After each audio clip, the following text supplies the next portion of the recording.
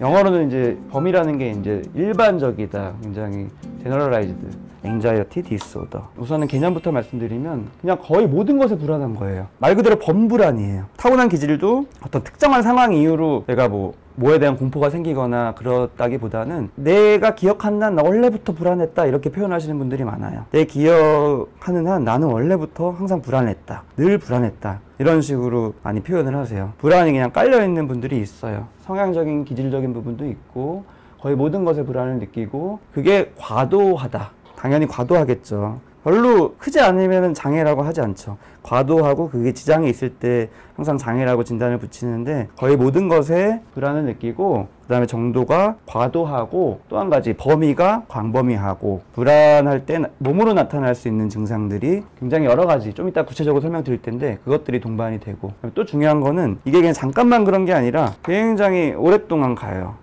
진단 기준은 6개월 이상인데 보통은 뭐 몇 년 이상씩 많이 갑니다. 어렸을 때부터 학창시절부터 성인 될 때까지 계속 그런 양상인 분들이 많아요. 그래서 이게 이제 대략적인 개념이고 범불안을 설명하기 위해서 또 중요한 개념이 부동성 불안이라고 있어요. 이게 뭐냐면은 내가 지금 왜 불안한지를 모르겠는 그 불안, 그냥 막연하게 이유 없이 불안한 느낌이 있는 그걸 부동성 불안. 그다음에 자율신경 과민은 보통 이제 많이 아실 텐데 그런 교감신경 항진이라고 표현하기도 하고 뭔가 굉장히 긴장되고 땀나고 두근거리고 시험 직전 뭐 이런 거죠. 그다음에 굉장히 무서운 어떤 상황 직전 그럴 때 자율신경 과민. 이런 게 범불안 장애와 관련이 많다라고 우선은 이해하시면 될 것 같아요. 조금 이따 더 구체적으로 설명드릴게요.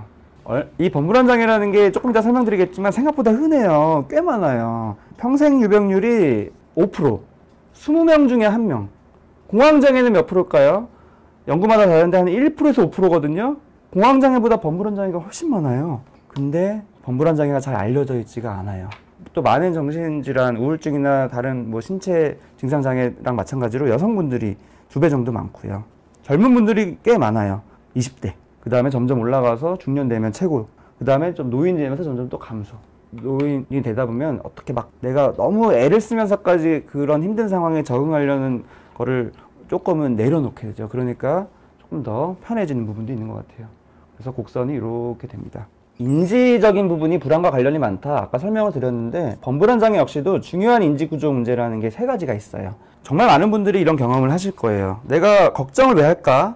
쓸데없는 걱정하지 마라는 말만큼 쓸데없는 말이 없어요. 누가 몰라서 걱정을 안 하는 게 아니니까. 하지만 또 이면을 살펴보면 쓸데없는 걱정을 하는 이유가 있습니다. 사람들이 살면서 굉장히 많은 감정을 느껴요. 무의식 안에 뭐 억누르기도 하고 의식으로 하기도 하고 감정이라는 건 굉장히 다양하고 좋은 감정도 있고 뭐 그럭저럭 감정도 있고 굉장히 불쾌하고 고통스러운 감정도 있는데 내가 뭔가가 많이 스트레스거나 굉장히 감정적으로 너무 힘들거나 그럴 때 그런 감정을 그대로 내가 느끼는 거는 되게 또 힘든 거거든요. 그래서 역시 나를 지켜요. 살짝 방어막을 칩니다. 살짝 방어막을 치기 위한 굉장히 효과적으로 살짝 보일 수 있는 게 바로 걱정을 하는 거예요. 걱정을 하면은 걱정에 몰입하면 그 감정이라는 부분들이 좀 덜 느껴지거나 살짝 약해질 수 있거든요. 물론 언발의 오줌 누기지만 걱정이라는 거는 생각이거든요. 걱정스러운 생각을 하는 거예요. 막 상상의 날개를 펴는 거죠. 쓸데없는 걱정이라고 하는 게 다 이유가 있어요. 그런 상상의 날개를 피는 거야. 아, 이것도 걱정이고 저것도 걱정이고 나중에 이러면 어쩌지 이러면 어쩌지 내가 이러면 어쩌지 막 모든 걱정을 하는 거는 생각이에요. 근데 사람의 마음은 크게 나누면 2가지. 생각 또는 느낌. 생각과 느낌. 근데 이게 같이 있을 수가 없어요. 그래서 내가 감정적인 고통을 줄이기 위해서 중요한 방법 중에 하나가 생각을 자꾸 하는 건데 범불안 장애는 무슨 생각을 하는 거냐면 걱정을 많이 하는 거예요. 걱정스러운 생각. 강박 장애는 뭐냐면 뭔가 또 비슷합니다. 내가 이면에는 뭔가 부정적인 감정이 있는데 같은 생각만 계속 하다 보면은 그런 불쾌한 감정이 덜 느껴지기 때문에 우선 편한 거. 그래서 반복적인 생각이 자꾸 강화가 되는 거거든요. 되게 아이러니하죠. 하지만 사람이 원래 아이러니합니다. 걱정을 함으로써 부정적인 감정, 불안을 회피한다. 또 한 가지. 비현실적인 미래를 걱정하면서 지금 중요한 현실을 외면하는 거예요. 진짜 내가 걱정해야 되고 신경 써야 되고 노력해야 되는 게 아니라 나중에 일어나지도 않을 수도 있는 그런 일을 걱정하는 거예요. 그러다 보면은 지금 당장 놓인 일로부터 좀 피할 수가 있죠. 그래서 수험생분들이 신체 증상 장애가 많아요. 사실은 수험생분들한테 당장 눈앞에 펼쳐진 걱정은 뭐예요? 공부를 해서 성적을 올려서 뭐 수능이나 그 시험을 보는 거예요. 근데 그 중요한 현실적인 그 불안이 너무 크기 때문에 이거를 해소하기 위해서 방책으로 불안을 딴 데로 옮깁니다. 저 미래 또는 나의 신체. 되게 흔한 게 뭐냐면 목에 뭔가가 걸린 느낌, 목에 이물감, 인후 이물감. 나 목에 뭔가 걸린 느낌이 든다. 너무 걱정된다. 뭐가 여기 있는 것 같다. 아무리 검사해도 안 나온다. 답답하다. 이게 너무 뭔가 있는 것 같다. 여기에 걱정을 해요. 근데 이게 사실 뭔가 불편한 느낌이 있어도 공부하는데 별로 지장이 없을 수 있는데 사실은 내가 여기에 집착하고 걱정하고 여기에 혹시 무슨 어떤 건강에 문제가 있거나 암이 있거나 발견되지 못한 게 있을까봐 그런 굉장히 가능성이 적은 부분들을 막 걱정을 하다 보면 내 눈앞에 놓여진 이 수능이라는 중요한 현실적인 그런 걱정을 외면할 수 있어요. 이게 나도 나지만 또 다른 분들 뭐 걱정이 많은 사람 볼 때 보통은 좀 쉽게 말하면 좀 마음이 별로잖아요. 좀 왜 이렇게 걱정하냐. 아무리 말해도 걱정합니다.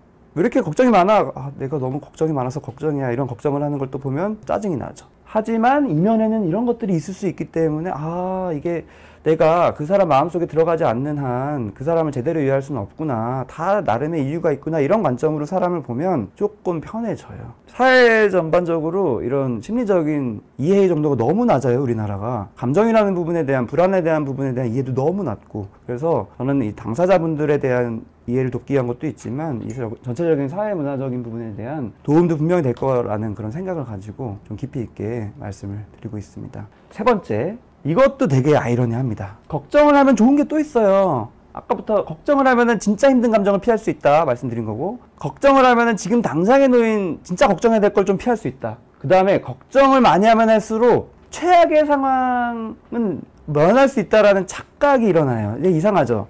근데 이런 경험 해보신 분 있을 거예요. 일어날 수 있는 모든 경우의 수를 다 따져보면서 걱정을 다 하나하나 따져보자. 물론 그 과정이 되게 불안하지만 왠지 최악을 다 따져보면 그 최악은 좀 안 일어날 것 같은 그런 말도 안 되는 믿음이 생깁니다. 근데 이 말도 안 되는 믿음이 사실은 말이 되는 이유는 걱정이 줄어들거든요. 그거를 전문 용어로 마술적 사고라 그래요. 마술, 매지컬 띵킹이라고 하는데 진짜 걱정을 내가 다 하다 보면 최악의 결과가 안 일어날 것 같아요. 다 내가 따져보면서 미리 걱정을 사서 걱정하면 그 일을 피할 수 있다라는 착각에 빠집니다. 그래서 시험 완전 망치는 걱정을 하는 이유가 또 이면에는 내가 최악을 생각하면 그거보단 잘 보겠지 이런 느낌 있잖아요.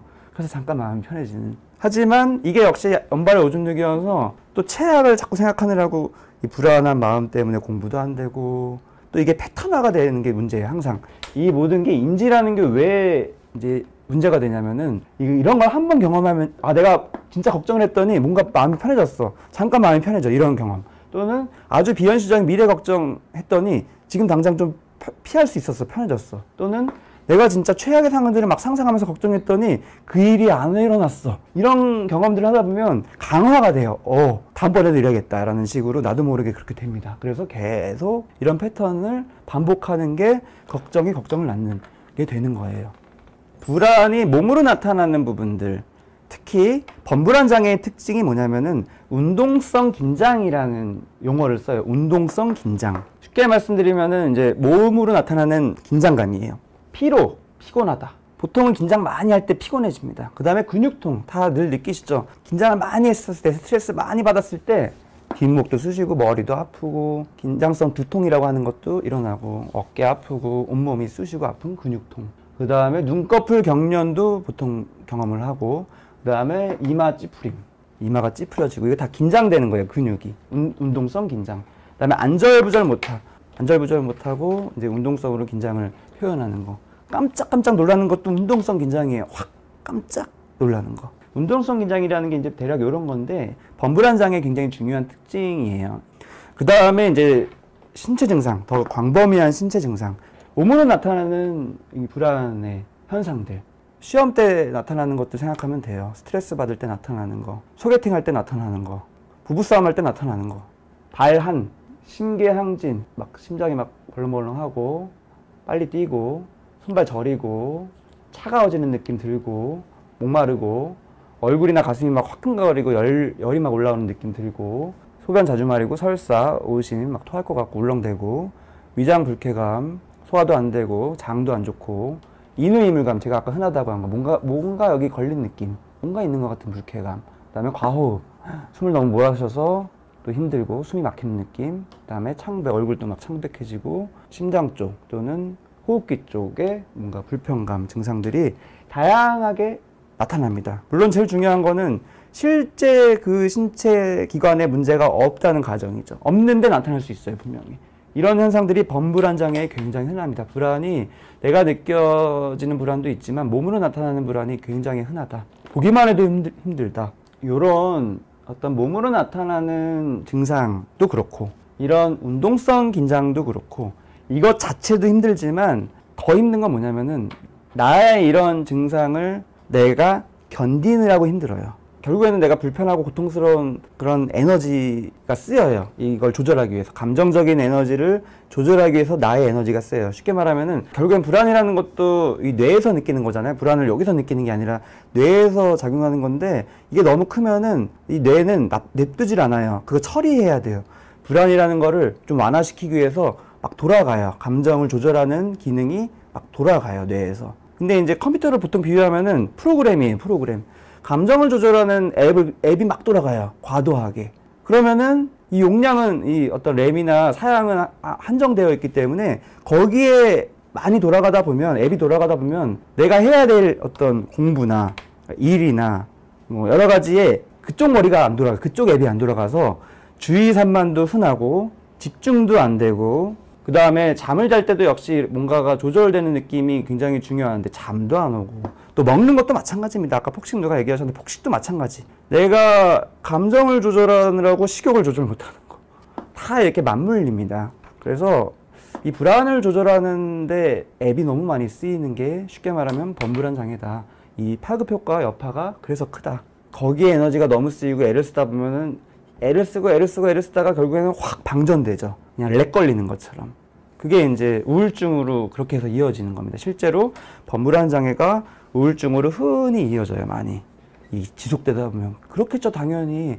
매사가 불안하고 걱정스럽고 힘든데 그렇게 계속 살다 보면은 우울증으로 이어지겠죠. 실제로 그렇게 많이 됩니다. 진단은 어떻게 하냐? 진단 기준이라는 게 다 있습니다. 그냥 얼핏 보면은 다 맞는 것 같고 안 그런 사람도 없을 것 같고 나도 항상 그랬는데 라고 생각이 될 수 있지만 항상 그래서 진단 기준이 중요해요. 이런 과도한 불안과 걱정이 기간이 잠깐이 아니라 6개월 이상이에요. 몇 달도 아니고 6개월, 반년 이상 지속되는 거. 어떤 일을 하거나 학업을 하거나 또는 어떤 활동을 할 때 그것과 관련된 불안과 걱정이 반년 이상 지속, 굉장히 길게 지속된다. 이게 다 해당돼야 되는데 그 다음에 두 번째로 걱정과 불안을 조절을 잘 못하는 느낌을 받아요. 불안해도 어느 정도 조절이 되고 내가 추스릴 수 있으면 돼요. 이거 증상 다 있어도 신체 증상 다 있고 운동성 긴장 다 있어도 내가 어느 정도 관리할 수 있으면 돼요. 뭐 운동을 하건 취미생활을 하건 쉬건 해서 내 나름대로 조절이 되면 그거는 질환이 아니에요. 근데 이걸 조절을 못 하겠어요. 예전에는 내가 이런 거 어느 정도 조절을 내 나름대로 했는데 어느 순간부터는 조절이 안 된다. 그럼 그 순간부터는 이제 범불안 장애가 이제 되는 거죠. 그 다음에 더 구체적인 기준이 여기 있습니다. 이 6가지 중에서 3가지 이상이 나타나야 돼요. 기억 보시면은 안절부절하고 뭔가 긴장되고 벼랑 끝에 선 느낌, 이런 느낌이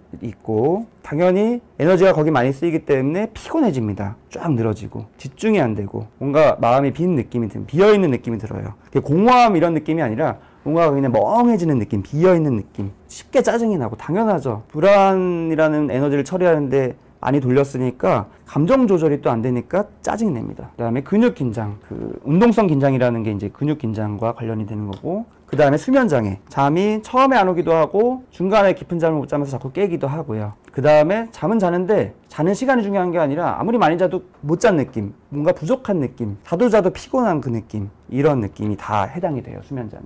그래서 이것 중에서 3가지 이상이 있어야 되고, 이거 다 있어야 되고요. 그 다음에 항상 정신과 질환에서 중요한 부분, 이게 다 있어도 사회적, 직업적 또는 자기의 중요한 영역에서 너무 힘들거나 그거에 지장이 있거나 이러지 않으면은 괜찮은 거예요. 근데 이거 다 있고 어떤 사회적 관계, 인간관계 또는 내 일에서 또는 뭐 학생이면 학업, 또 자기의 어떤 중요 영역에서 굉장히 내가 힘들거나 굉장히 지장이 있거나 이런 게 다 있을 때 범불안 장애로 진단을 합니다. 이거 이외에 조금 더 있는데 그건 제가 쓰진 않았어요. 왜냐면은 또 일반적인 거여서. 뭐냐면은 이게 뭐 약물을 잘못 먹어가지고 이게 다 생길 수가 있어요. 제가 임상에서 상담하면서 많이 경험하는 거. 뭘 먹어가지고 이런 것들이 생기면 범불안장애가 아니에요. 예를 들면 흔한 게 뭐냐면요. 그래서 꼭 감별해야 되는데 정말 요즘에 많이 보는 거 카페인 중독, 커피. 몇 년 전부터 커피를 굉장히 물처럼 마시는 그런 문화가 됐죠. 근데 분명히 사람마다 달라서 카페인에 예민한 사람이 있어요. 근데 하루에 3잔 이상 마셨을 때 정확한 기준이 사람마다 다 다르지만 보통은 3잔 이상 마셨을 때 이런 것들이 확 나타나는 분들이 있어요. 꽤 많아요. 불안장애로 진료를 오시는 분들한테 꼭 물어봐요. 커피 몇 잔 먹냐? 커피도 종류마다 다른데 믹스커피 같은 거랑 어떤 추출한 아메리카노랑은 다르죠. 그 다음에 샷 추가한 거랑 또 다르고, 제 3잔이라는 거는 그 추출한 아메리카노 3잔, 샷 추가 안 한. 그거 한 잔은 믹스커피 2잔이랑 비슷해요. 아메리카노가 하루에 3잔 이상일 때 갑자기 불안이 확 올라가는 경우도 많고요. 3잔이 아니어도 어떤 사람은 한 잔으로도 그게 되고, 어떤 사람은 2잔, 어떤 사람은 뭐 5잔, 6잔 먹어도 아무렇지 않은 사람도 있고. 그런 카페인 중독처럼 그거에 많이 의존돼서 이런 감정적인 게 나타나는 경우에는 범불안장애가 아니라 그거는 카페인 의존이에요. 또 흔한 게 뭐냐면요. 다이어트 약. 다이어트 약도 종류가 많지만 원래 의학적으로는 3개월 미만만 조심해서 써야 되는 그런 각성 관련된 약이 있잖아요. 펜타민 계열인데 그거를 어떻게 또 딴 데서 구해가지고 막 몇 년씩 먹는 분도 있어요. 그렇게 하다 보면 역시 각성이 되기 때문에, 각성이라는 거는 불안이에요. 결국엔 적당한 각성이 좋을 수 있지만 반대로 조금만 지나쳐도 막 초조해지고 불안해지고 예민해지고 몸 여기저기가 불편할 수 있게 모든 게 다 나타날 수 있습니다. 그런 거면은 범불안장애가 아니라 그거는 그냥 정신자극제 남용이라고 하고, 그 다음에 또 술에 의존돼서 계속 먹다가 안 먹으면 또 이런 게 다 나타날 수도 있고, 그거는 범불안장애가 아니라 알코올 금단이라고 하고, 그런 것 때문은 아니다라는 기준들이 원래 있는데, 이거는 이 개념을 명확하게 이해하는 데는 부수적인 것을 쓰진 않았는데 그래도 생각난 김에 말씀을 드리겠습니다. 네. 우울증 있는 사람은 커피 끊어야 하나요? 많이 받는 질문이에요. 커피든 술이든 끊어야 하나요? 꼭 끊을 필요는 없지만, 가급적 본인이 카페인에 좀 예민한 편이라면 우선은 줄여보거나 끊어보는 걸 권유하고, 보통은 한 잔 미만으로 줄여보기를 권유드리고, 술도 완전히 끊을 수가 없는 경우들이 많잖아요. 왜냐하면 우울증을 경험하면 최소 6개월 이상은 약물을 복용하다가 끊어야지 재발이 최소화되고 이런 게 있어서, 그동안의 어떤 사회관계나 어떤 그런 모임에서 못 가고 이런 식의 되는 게 그 사람의 일상생활로 적응하게 하는데 오히려 방해가 또 되기도 하기 때문에 무조건적인 것보다는 그거 역시도 재량권, 보통은 뭐 한 잔 미만으로 최소화하는 걸 권유드리거나, 그 다음에 또 중요한 거는 술을 먹더라도 약은 먹어라, 이런 식으로 주객이 전도되지 않도록 잘 관리하면 좋지만, 주객이 전도돼서 커피 끊기 싫어서 치료 안 받는다, 이거는 오히려 주객이 전도되는 거죠. 이제 뭘 먹어가지고 생긴 것도 있지만 또 그게 아니라 또 어떤 병이 있어가지고 이런 것들이 나타나는 경우도 많아요. 그것도 역시 범불안장애는 아닙니다. 병으로 인한 거예요. 예를 들면은 갑상선 기능 항진증 같은 경우 역시 굉장히 흔합니다. 갑상선 기능이 항진되면 이제 자율신경계 과민 증상이 나타나요. 그래서 굉장히 각성되고 뭔가가 초조해지고 이런 식으로 나타나서 이 범불안장애랑 많이 증상이 비슷하게 나타납니다. 신장에 진짜 문제가 있어도 두근거리거나 이런 게 있을 수 있고요. 진단 기준에 대해서 이제 설명을 드렸어요. 물론 이거를 스스로 진단하는 거 어려워요. 이 기준이라는 거는 또 이게 또 애매하잖아요. 그래서 모든 진단 기준이 그렇지만 참고만 할 뿐이에요. 일반 분들은 그냥 내가 혹시 이거 아닌가 정도까지만 하셔야 되고, 귀에 걸면 귀걸이 그걸 명확하게 해주는 사람은 전문가죠. 왜냐면은 경험이 있으니까. 그래서 그 전문가한테 내가 가볼 거냐 말까를 판단하는 기준으로 삼으시면 돼요. 내가 이걸 가지고 판단하는 거는 생각보다 어렵습니다. 범불안장애뿐만이 아니라 모든 질환이 마찬가지예요. 그럼에도 불구하고 강의를 드리는 이유는 모르는 것보단 그래도 아는 게 나니까. 치료법 얘기를 오래 할 필요가 없어요. 왜냐면 치료를 스스로 할 수가 없어요.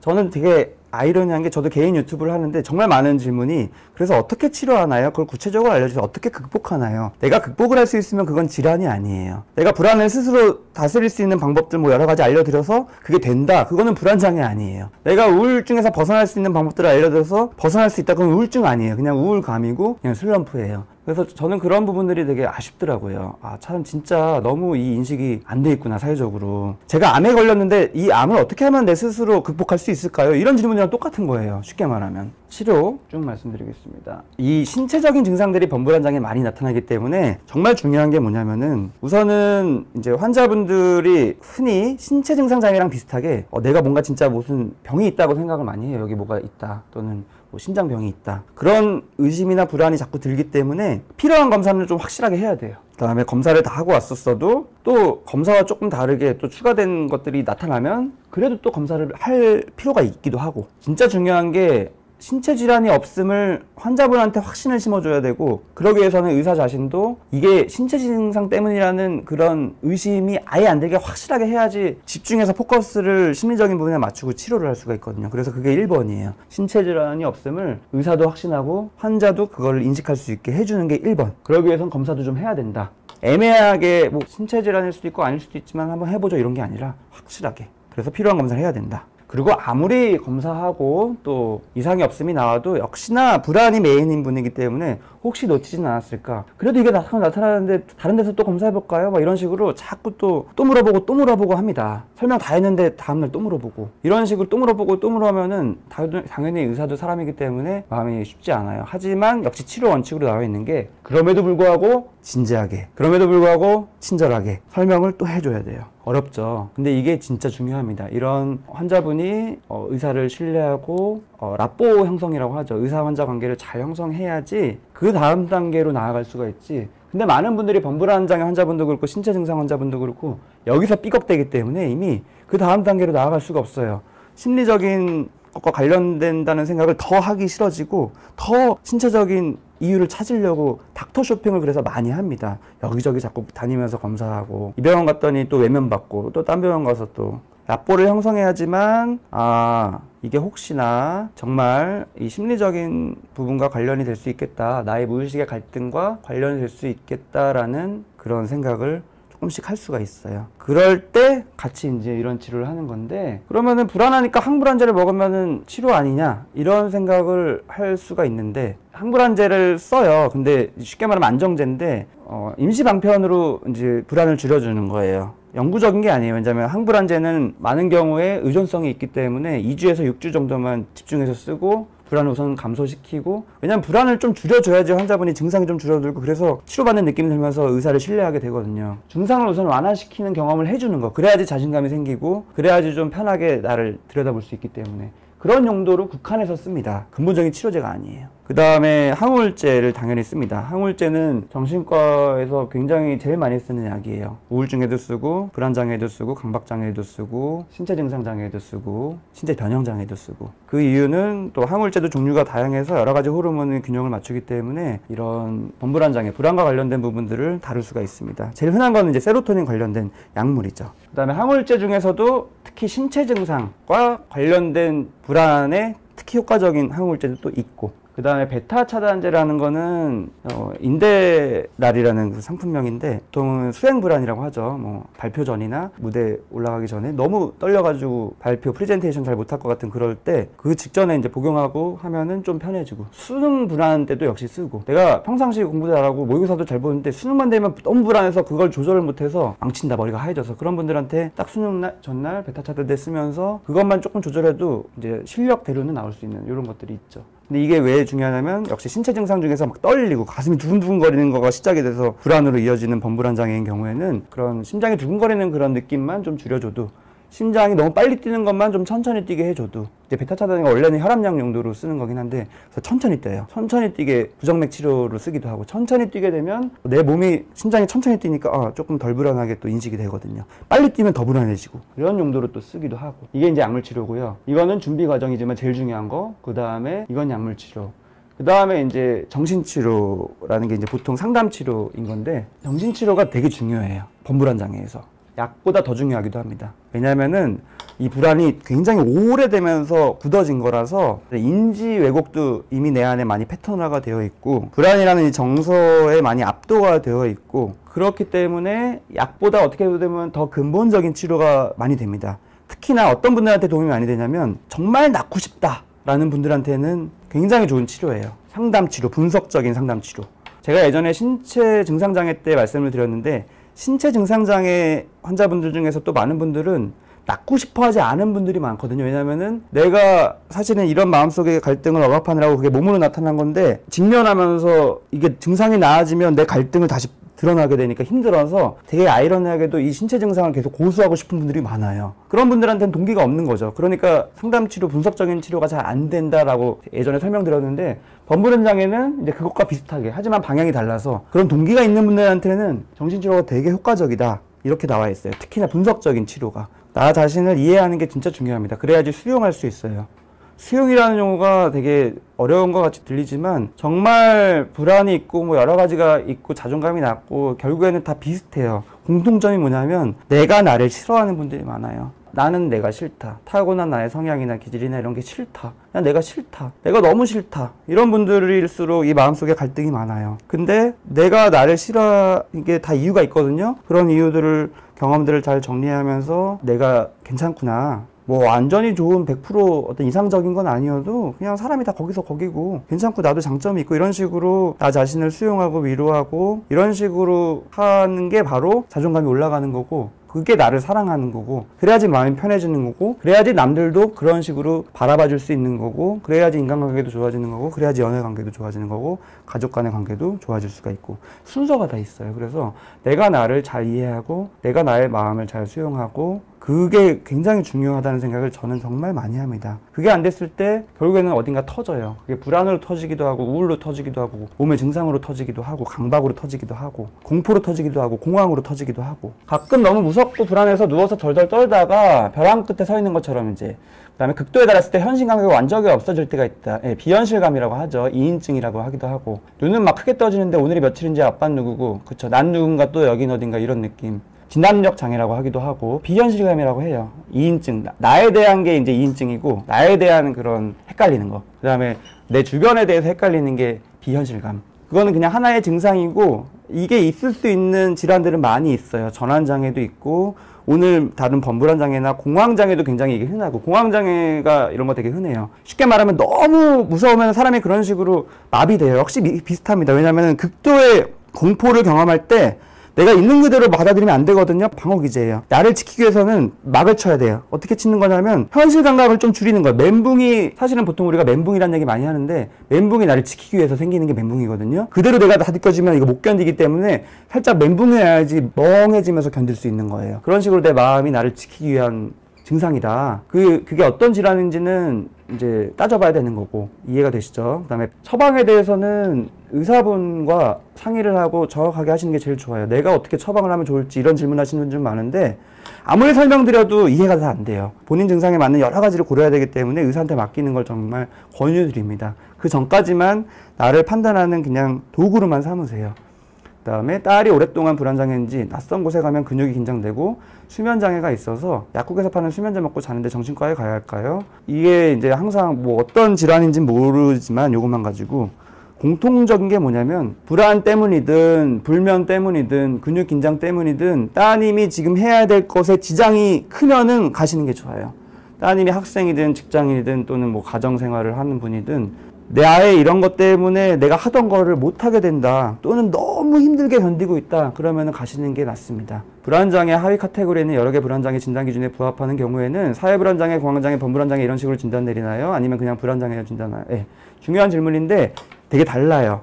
그게 병마다 다 달라서 공부할 게 많은데, 어떤 거는 겹쳤을 때 둘 다 진단하는 게 있고요. 어떤 거는 겹쳤을 때는 이게 우선순위고 이런 게 있어요. 예를 들어서 공황장애랑 광장공포증은 둘 다 겹쳐서 진단합니다.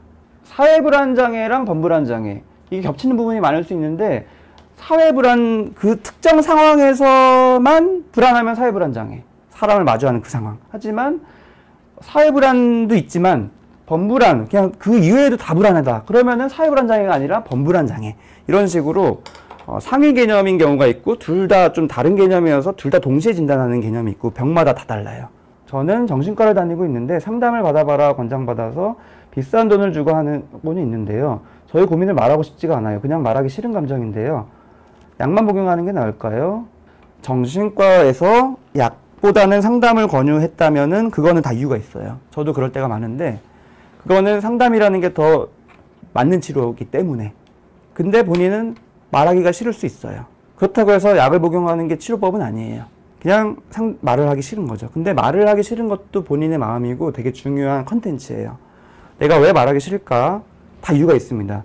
의사에 대한 신뢰가 안 갈 걸 수도 있고요. 또는 어떤 그냥 의사 개인에 대한 어떤 편견이 내가 있을 수도 있고, 아니면 그 사람 자체에 대한 어떤 이미지가 뭔가 나의 어떤 내가 가지고 있는 사람에 대한 이미지랑 뭔가 안 맞는 부분이 있을 수도 있고, 진짜 많은 이유가 있거든요. 또는 내가 원래 사람한테 내 마음을 표현 안 하는 사람도 있고, 하지만 본인이 이런 느낌을 가지는 게 이상한 게 아니고요. 그런 경우가 많지만 그래도 계속 또 보고 하다 보면 점점 마음이 열려요. 그래서 저는 상담 치료를 권유받았으면 꾸준히 가시면서 가다 보면 점점 편해지면서 결국에는 이야기를 할 수 있게 됩니다. 그게 되게 두려울 수 있어요. 하지만 목적이 저 사람한테 나를 알려주는 게 목적이 아니에요. 내가 나를 이해하기 위한 게 목적이에요. 보통 인간관계랑은 많이 다릅니다. 의사와 환자 관계는 그냥 나 중심적이에요. 내가 나를 이해하기 위해서 돕는 사람일 뿐이라서, 상담에서 제일 중요한 요인은 치료자보다도 더 중요한 건 그 내담자 자신이에요. 내 마음이 어떻게 준비가 되어 있고, 나를 들여다보고 싶은 마음이 있냐 없냐, 그 능력이 있냐 없냐, 그 말하기 싫은 거를 조금씩 마음을 열 수 있냐 없냐, 요 차이거든요. 그러니까 본인이 이상한 건 아니고 많이들 그러시는데 결국엔 시간이 좀 필요하다, 조금 지속해 보면 좋겠다는 말씀을 드리고 싶습니다. 의사 선생님한테 어디까지 솔직해야 되나요? 이거 되게 중요한 질문인데, 뭐 취조하는 거 아니에요. 내가 하고 싶은 만큼 하면 돼요. 내가 미리 마음을 정할 필요도 없어요. 마음 가는 대로 하시면 돼요. 처음에는 한 50%만 솔직하다가 또 얘기하다 보면 점점 수위가 올라가기도 하고, 또 수위가 너무 올라가면 또 내가 너무 괴로워서 또 살짝 내리기도 하고, 그걸 내가 하기도 하고, 의사가 상담하면서 미묘하게 섬세하게 그 수위를 조절해 주기도 합니다. 그래서 본인이 고민하는 거 이상한 거 아니고요. 다 마찬가지예요. 그리고 그 수위 조절 자체도 중요한 컨텐츠예요. 내가 이 부분을 왜 솔직하고 싶지 않을까? 또 반대도 있어요. 나는 왜 이 부분을 솔직하게 자꾸 털어놓고 싶을까? 다 이유가 있고, 그 부분을 또 하나의 상담의 소재로 또 삼게 됩니다. 더 좋은 약, 더 나쁜 약, 이게 정해져 있는 게 아니라 정말 많은 것들을 판단해서 합니다. 그래서 처방을 어떻게 하냐에 집중하기보다는 내가 나의 질환이나 나의 마음을 어떻게 이해하는지에 집중하시는 걸 정말 권유드리고, 그래서 저는 그 앞에 부분을 되게 자세하게 설명드리는 거예요. 그러면은 지금까지 시청해주셔서 감사드리고요. 또 다른 주제로 다시 오겠습니다.